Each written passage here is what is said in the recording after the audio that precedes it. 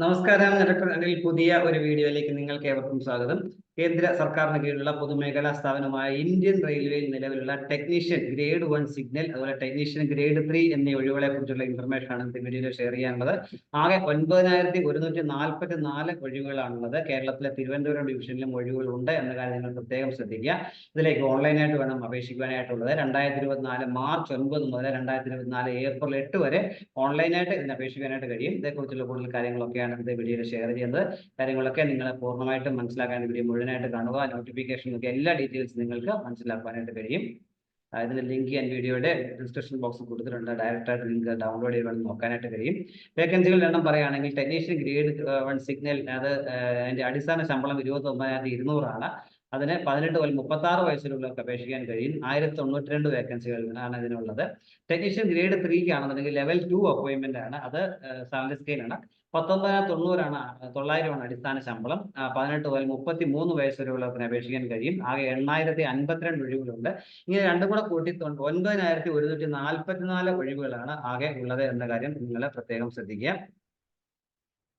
നമ്മൾ ഓൺലൈനായിട്ട് സബ്മിറ്റ് ചെയ്യുന്ന ഡീറ്റെയിൽസ് വെരിഫൈ ചെയ്തായിരിക്കും അതിൻ്റെ ക്വാളിഫിക്കേഷൻസ് നോക്കിയായിരിക്കും അടുത്ത സ്റ്റേജിലേക്ക് കമ്പ്യൂട്ടർ ബേസ്ഡ് ടെസ്റ്റ് ഉണ്ട്, അതിലേക്ക് നിങ്ങളെ സെലക്ട് ചെയ്യപ്പെടുന്ന കാര്യം മനസ്സിലാക്കുക.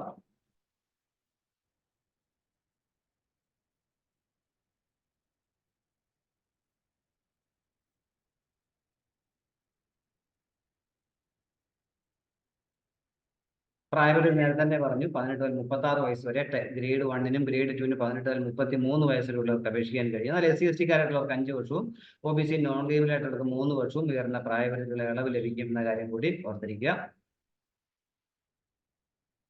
എക്സാമിനേഷൻ ഫീസ് ഉണ്ട്. എല്ലാ കാൻഡിഡേറ്റ്സിനും എക്സാമിനേഷൻ ഫീസ് 500 രൂപയാണ്. ജനറൽ കാൻഡിഡേറ്റ്സിന് ഇല്ല. എന്നാൽ SC/ST കാരായിട്ടുള്ളവർക്കും എക്സ് സർവീസ്മെൻ കാൻഡിഡേറ്റ്സും female candidates, transgender, economically weaker, backward classes അവർക്കെല്ലാം 250 രൂപ അപേക്ഷാ ഫീസ് മതി കമ്പ്യൂട്ടർ ബേസ്ഡ് എക്സാമിനേഷന് എന്ന കാര്യം കൂടി ഓർത്തിരിക്കുക. അതേപോലെ ഈ 500 രൂപ എക്സാമിനേഷൻ ഫീയിൽ 400 രൂപ ബാങ്ക് ചാർജ് കുറച്ചതിന് ശേഷം കമ്പ്യൂട്ടർ ബേസ്ഡ് ടെസ്റ്റ് എഴുതുന്നവർക്ക് റീഫണ്ട് ചെയ്ത് കൊടുക്കുമെന്നാണ്. അതുകൊണ്ട് നിങ്ങളുടെ ബാങ്കിന്റെ ഡീറ്റെയിൽസ്, അക്കൗണ്ട് നമ്പറും ഒക്കെ കൂടെ ആപ്ലിക്കേഷൻ ഫോമിൽ നിർബന്ധമായും കാണിച്ചിരിക്കണമെന്ന് പ്രത്യേകം പറഞ്ഞിട്ടുണ്ട്. ഓൺലൈനായിട്ട് തന്നെ ഫീസ് അടയ്ക്കുവാനായിട്ട് കഴിയും.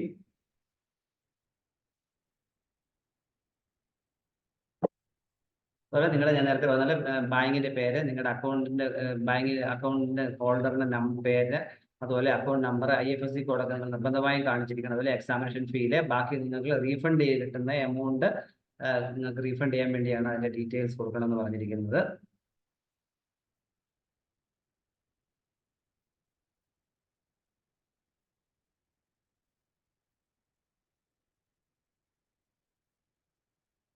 റിക്രൂട്ട്മെന്റ് പ്രോസസ് ആദ്യം ഒരു കമ്പ്യൂട്ടർ ബേസ്ഡ് ടെസ്റ്റ് ഉണ്ടാകും. അതിൽ ക്വാളിഫൈ ചെയ്യുന്നവർക്ക് ഡോക്യുമെന്റ് വെരിഫിക്കേഷനും പിന്നെ മെഡിക്കൽ എക്സാമിന് ശേഷമായിരിക്കും ഫൈനൽ സെലക്ഷൻ മനസ്സിലാകും. Computer based examination syllabus detail ആയിട്ട് കൊടുത്തിട്ടുണ്ട്.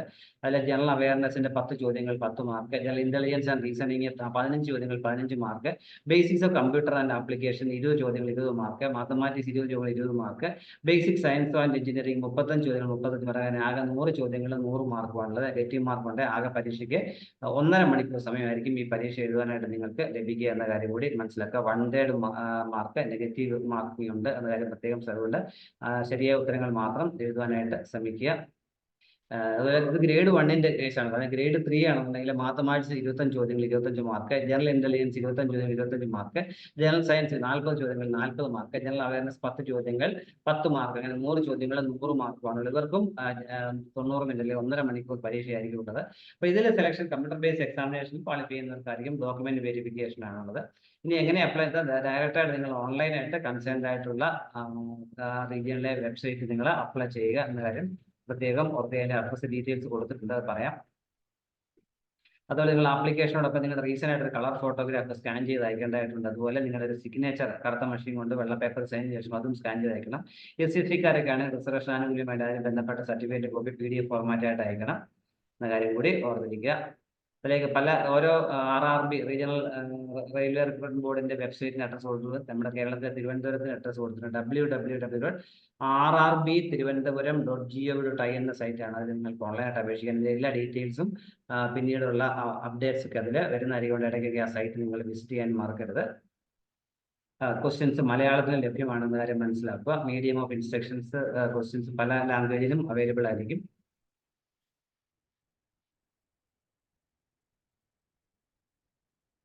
അതിനുശേഷം നേരത്തെ തന്നെ പറഞ്ഞു ഡോക്യുമെന്റ്സ് വെരിഫിക്കേഷൻ ശേഷം ആയിരിക്കും ഫൈനൽ സെലക്ഷൻ എന്ന കാര്യം കൂടി ഓർത്തിരിക്കുക.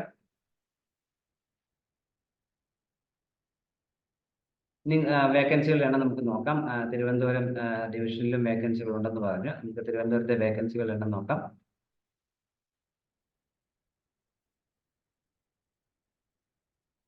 RRB തിരുവനന്തപുരത്തേക്ക്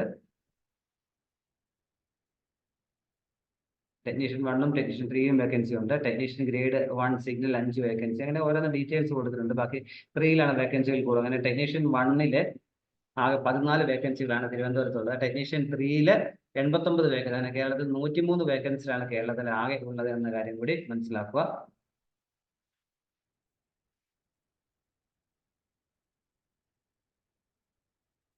ഇത്രയും കാര്യങ്ങളാണ് ഈ വീഡിയോയിൽ ഷെയർ ചെയ്യാനുള്ളത്. താല്പര്യമുള്ളവർക്കൊക്കെ എത്രയും വേഗം അപ്ലൈ ചെയ്യാം. അപ്ലൈ ചെയ്യാനുള്ള ലിങ്ക് വീഡിയോയുടെ ഡിസ്ക്രിപ്ഷൻ ബോക്സിൽ കൊടുക്കാം. ഡയറക്റ്റ് നിങ്ങൾക്ക് ആ ലിങ്കിൽ ക്ലിക്ക് ചെയ്ത് അപ്ലൈ ചെയ്യാനായിട്ട് കഴിയും. ഇത്ര നേരം വീഡിയോ പൂർണ്ണമായും കണ്ട് നന്ദി രേഖപ്പെടുന്നതോടൊപ്പം ഇനി ഇതുപോലെ ഇൻഫർമേഷൻസ് ഒക്കെ നിങ്ങൾക്ക് ലഭിക്കാൻ നിങ്ങൾ ഈ ചാനൽ സബ്സ്ക്രൈബ് സപ്പോർട്ട് ചെയ്യുക. എല്ലാവർക്കും നല്ല കരിയർ ഉണ്ടാവട്ടെ എന്ന് ആശംസിക്കുന്നു. Thank you very much.